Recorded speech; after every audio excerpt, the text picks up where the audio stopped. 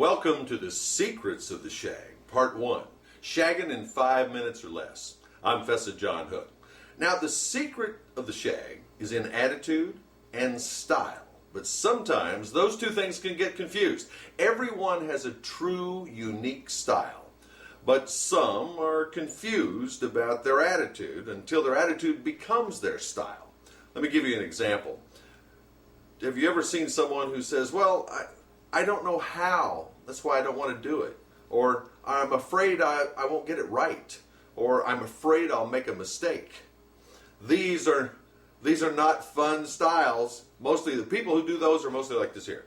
I'm afraid. I don't know how.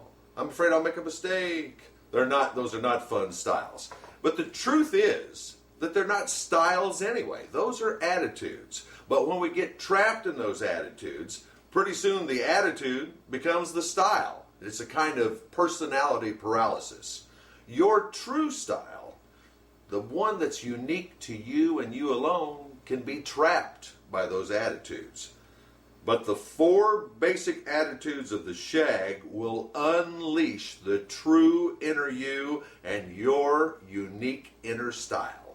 And it can be done right now in 5 minutes or less. Now, I'm from Missouri, so the shag is not natural to me. I didn't grow up with it. As a matter of fact, when I fell in love with it and began to talk to different dancers and different instructors, I ran into some recommendations that was not very helpful. You know, things like, well, you know, you're either born with rhythm or you're not. Well, if I wasn't born with it, I'm condemned. Or they would say things like, well, you've got to grow up with it. If you didn't grow up with it, you just don't have a chance. Condemned again. Or, you know what I do, is I let the music tell my feet what to do. Have you ever heard music tell your feet what to do? Consider this. In the shag, there are 8 steps in the basic. People go da-da-da, da-da-da, da-da. And I'll show that to you here in a few moments with the feet. But here's the problem with that basic when you compare it to shag music. Shag music's done in 4/4 time, which is 1, 2, 3, 4. Now it might be at a faster tempo, 1, 2, 3, 4, or slower, 1, 2, 3, 4. But follow this. 1, 2, 3, 4, and now here's the steps. Da da da, da da da, da da. See what I'm saying? Da da da, da da da, da da. So you have 3 steps to the first 2 beats, 3 to the second, and 2 to the third. Now that's not always the way it has to be, but we're just talking about the basic right now. But notice this, the music doesn't say, hey, do 3 steps to the first 2 counts, da da da, 3 steps to the second 2, da da da, and then da da. The music doesn't tell you to do that. It's a cultural thing. In that regard, it's something that you're either grown up with or it's something that you pick up on. The idea here, though, is let's pick up on it fast in 5 minutes or less. Now, in terms of those other steps that you've seen shaggers do from time to time, maybe you've seen the real hot dogs out there doing all this, that. Those are sophisticated steps, and those are things that come with finesse. Finesse comes with time. You don't have to have all those steps to be a shagger. As a matter of fact, you could learn 100 of those steps, learn them well, and someone could walk by and say, look at those great steps. Right, too bad they can't basic recommendations. So if you're born with rhythm or not, and I assure you, I was not born with rhythm. I'm from Missouri. In Missouri, if they catch a man dancing, they shoot him. Shoot him, dump him in a ditch somewhere. Well, when I fell in love with the shag in the Carolinas, I wanted to learn really bad, but the instructors and the folks who were good dancers, they didn't have recommendations that really helped me out.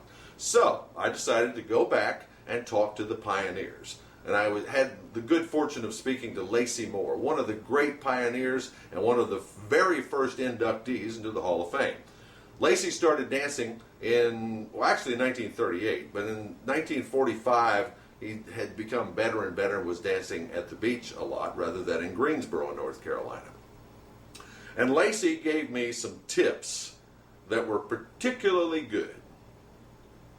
For example, I asked Lacey, I said, okay, Lacey, 1944, 1945, when you were first at the beach, you first went out on the dance floor, you know, how did you how did you know exactly what to do? I mean, you know, the music was playing, and what happened?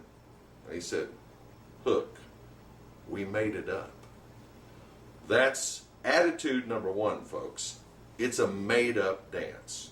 It was made up by kids at the beach and kids at different places inland who just wanted to have a good time. But in having a good time in a made-up dance, they were also putting forth their own personal style. It's just something that they just did. Okay, that's attitude number one. Keep it in mind. Let me give you one more example.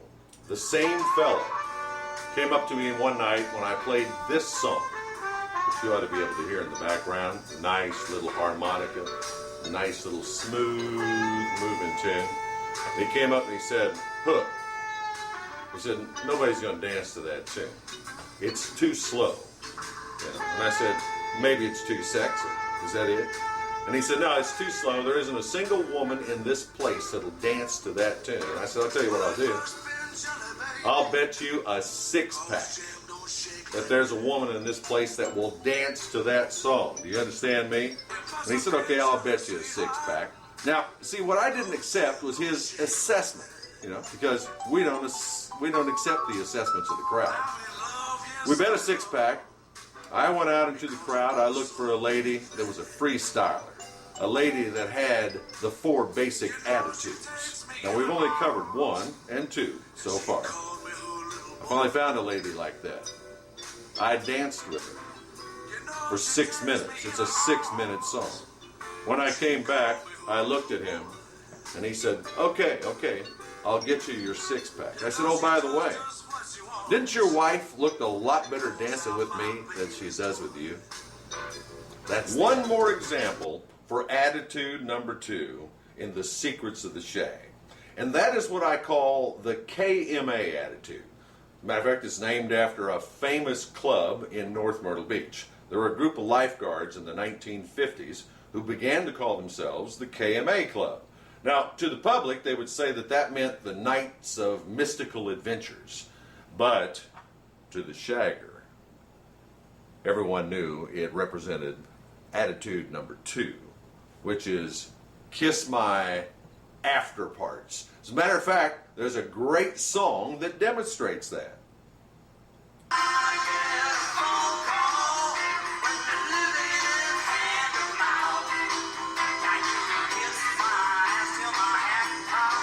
Yeah, you can KMA till my hat falls off. Yeah, if you haven't heard that as well as you like, you can hear it sometime on the Endless Summer Network at beatshag.com.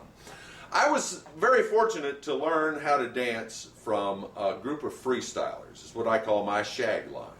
They were Kim Maynard, Buzz Sawyer, Mike Osborne, A.V. Franklin, all the way back to Mason Parks. Now, Mason and A.V. and Mike were all from Concord, North Carolina. Buzz Sawyer was from both Spartanburg and the Concord area. Kim Maynard was from Spartanburg. A Shag Line. They were all freestylers. They all had the four basic attitudes. Matter of fact, you can see those guys. I put them in my book, Shaggin' in the Carolinas, which you'll also find at Beat Shag.